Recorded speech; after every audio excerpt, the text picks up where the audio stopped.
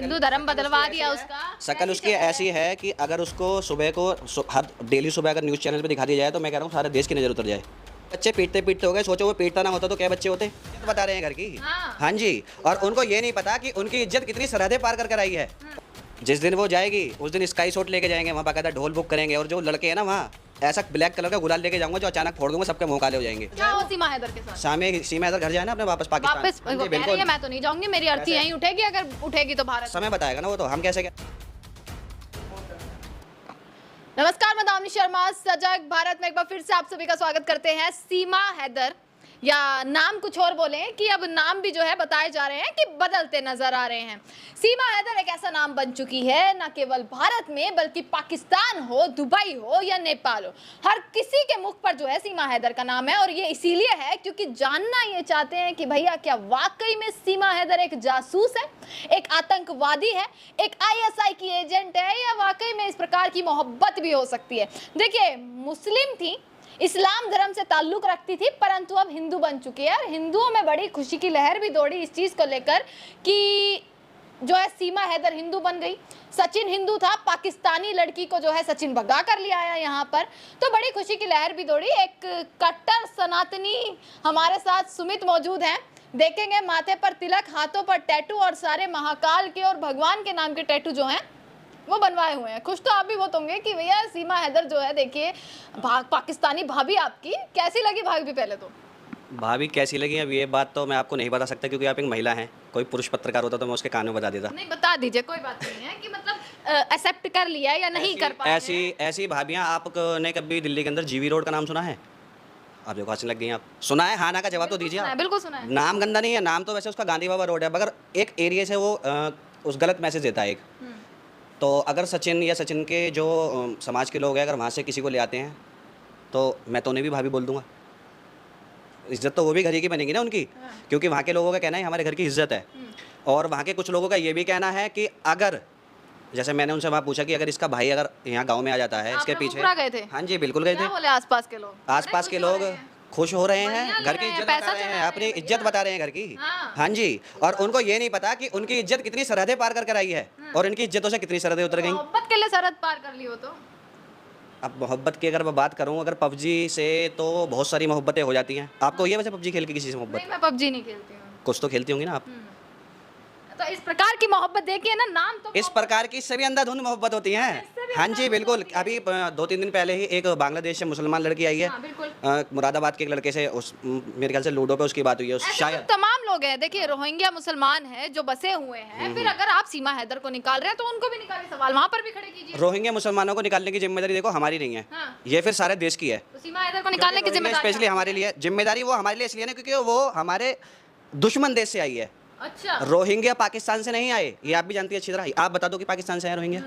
नहीं आए ना। तो फिर रोहिंग्या बांग्लादेश से आए हैं, समुद्र के रास्ते आए हैं, और समुद्र के रास्ते पर हमारा उत्तर प्रदेश नहीं आता, हमारे बाबा की सरकार नहीं आती। वहाँ पे और भी गद्दार मुख्यमंत्री बैठे हैं, ममता बनर्जी को ले लो, ठीक है। उसके अलावा मैं और नाम, वैसे गद्दारों का वैसे मैं नाम लेना पसंद नहीं करता। एक का मैंने आप ही तो कहते हैं भैया कि प्रेम बांटिए, प्रेम बांटिए, जब प्रेम बट रहा है तो फिर बांटिए, प्रेम अंधाधुंध मत बांटिए कि इतना अंधाधुंध की किसी आप क्या नाम है कराची से होकर आप क्या चाहते हैं? वापस क्या हो सीमा हैदर के साथ?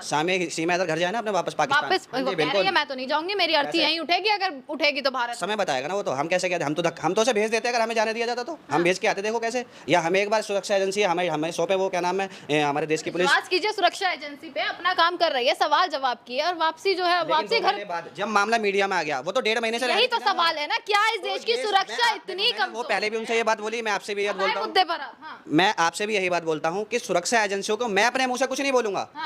उसके लिए देश बहुत है, उसके लिए देश बहुत है, और बहुत दुश्मन देश ऐसे हैं जो हमारी एजेंसियों पे बहुत मजाक उड़ा रहे हैं। बिल्कुल। और उसके लिए हम शर्मिंदा भी हैं। लेकिन ये कोई अकेली चैन नहीं है, कोई पांचवी फेल लड़की, बहुत टेंड लड़की है, बहुत लंबी चैन है। उसको बहुत लोग सपोर्ट भी कर रहे हैं भारत में बैठे। सपोर्ट है, बहुत सपोर्ट। ऐसा भी हो सकता है मतलब पाकिस्तान से एंट्री जब इसकी हो सकती है तो अलकायदा, आईएसआई या जैश-ए मोहब्बत जैसे तालिबानियों की भी हो सकती है। रास्ता तो सेम ही है ना।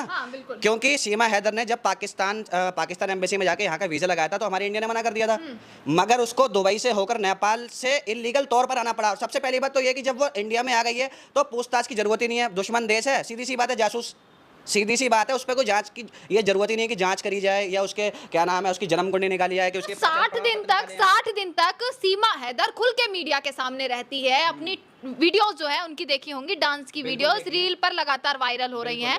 लाखों की फॉलोइंग उनकी हो चुकी है। मैं बता तो रहा हूँ, हमारा देश भेड़ चाल पे ज़्यादा विश्वास करता है। अच्छा। अभी आप एक जगह यहाँ बटन लगा दो और उस पर लिख दो कि इसे मत दबाओ।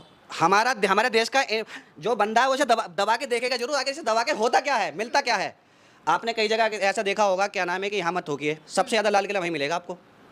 तो ये एक भेड़ चाल है। अभी मैं बाहर रोड पे लेके खड़ा हो जाऊँ, क्या नाम है, कोई सब फेक न्यूज़ पे हम लोग थोड़ा ज़्यादा विश्वास करते हैं। अच्छा, सब यूनिवर्सिटी वाले हैं। व्हाट्सअप यूनिवर्सिटी वाला नहीं, मैं फेक न्यूज़ पे आप लोग भी, हम लोग सभी विश्वास करते हैं। अभी आप अपने भाई के साथ फोटो डालोगे ना तो आप स्पेशल लिखोगे कि मैं इसकी बहन हूँ। हाँ। लिखना पड़ेगा ना आपको। अच्छा, क्यों लिखना पड़ेगा? ऐसे दौर तो सब सेम ही चल रहा है, आपके लिए भी मेरे लिए भी। अगर उसकी करूँ, क्या नाम है, सचिन की बात करूँ, तो पहली बात तो शक्ल उसकी ऐसी है नहीं कि मैं उसके लिए बात करूँ। शक्ल पर क्यों जा रहे? देखिए, पाकिस्तानी लड़की ले आया भैया, हिंदू धर्म बदलवा दिया उसका। शक्ल उसकी ऐसी है कि अगर उसको सुबह को हर डेली सुबह अगर न्यूज़ चैनल पे दिखा दिया जाए तो मैं कह रहा हूँ सारे देश की नज़र उतर जाए।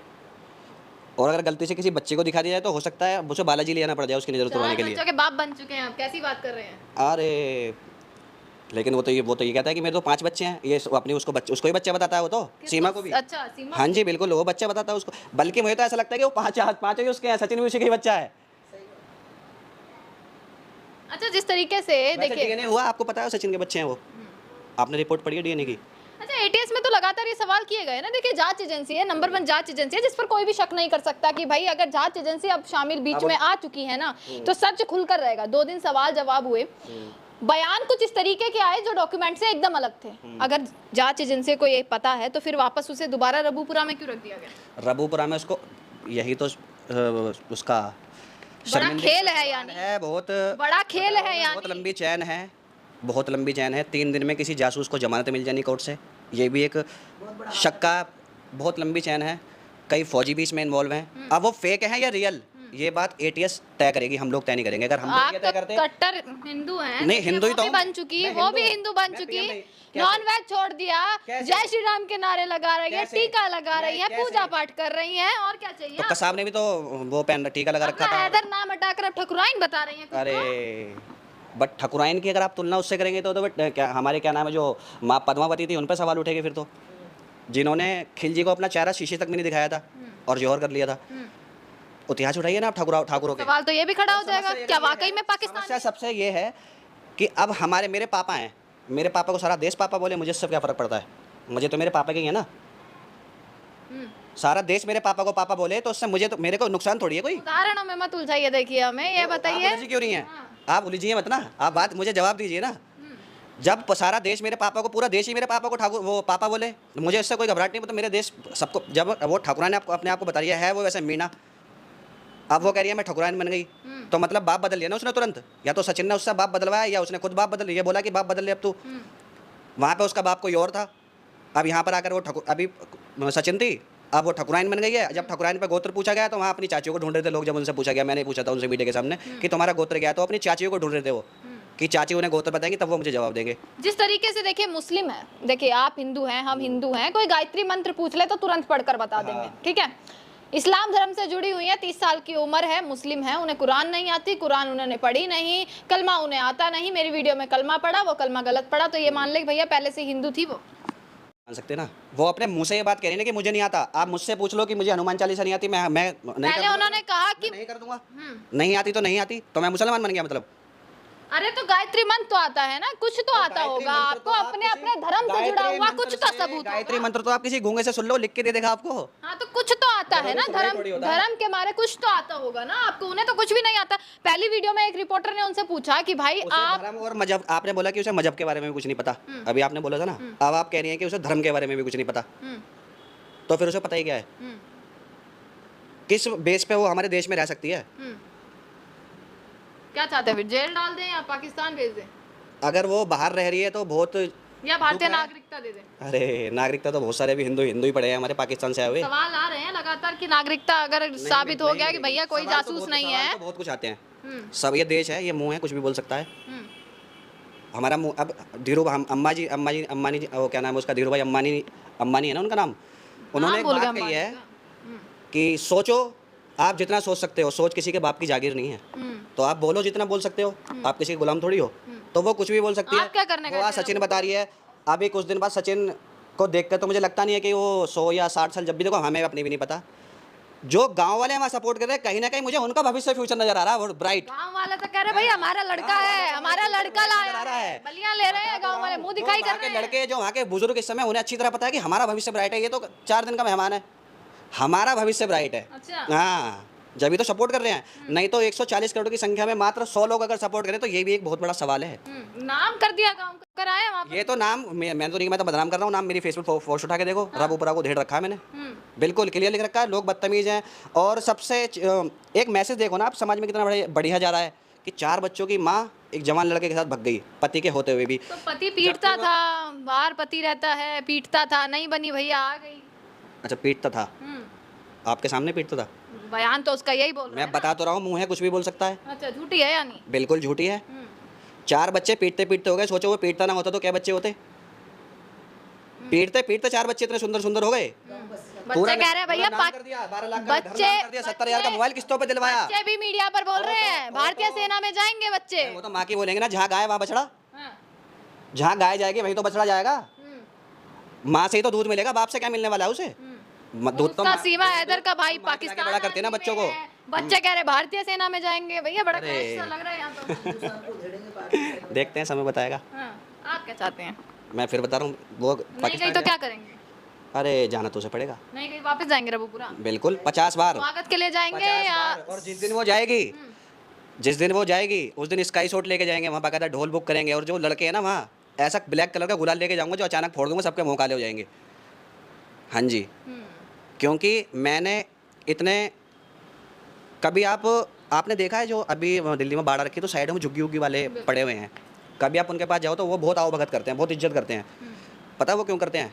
शायद उनके संस्कार ऐसे हों। लेकिन जिस जगह हम रबूपुरा में जिस एरिया के अंदर गए थे, वो मीणा समाज के लोग, मतलब भगवे का भी कोई तमीज़ नहीं उनके अंदर।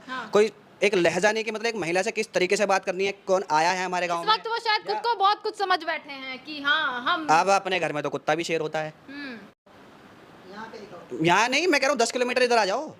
और हमें तो बहुत वहाँ से बहुत सपोर्ट मिली है। और अब भी हमारे पे फ़ोन आ रहे हैं कि अब की बार दोबारा आओ, गांव के गांव साथ चलेंगे, देखेंगे जब क्या होता है। अच्छा। लेकिन हम अपने हिसाब से जाएंगे ना, क्योंकि हमें अपना भी एक प्रोटोकॉल देखना है, हमें अपनी भी अपनी सुरक्षा देखनी है।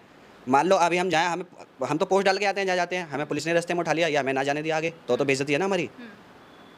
तो हम इस हिसाब से जाएंगे और जाएंगे ज़रूर, देखना आप। और मैं वो ब्लैक कलर वाला बम जरूर लेके जाऊंगा। मैं आपके मीडिया के माध्यम से बताना चाह रहा हूँ कि वहाँ अचानक फोड़ दूंगा मैं, सबके मुंह काले हो जाएंगे। देखो भाई, सुमित ने बयान दे दिया है, जरा बचकर रहना रबूपुरा वालों, क्योंकि जल्द एंट्री होने वाली है। अब इनकी बता दिया कौन सा है। भीड़ लेकर गए थे? 100 कुत्तों में 2 शेर, एक शेरनी और शेर थे।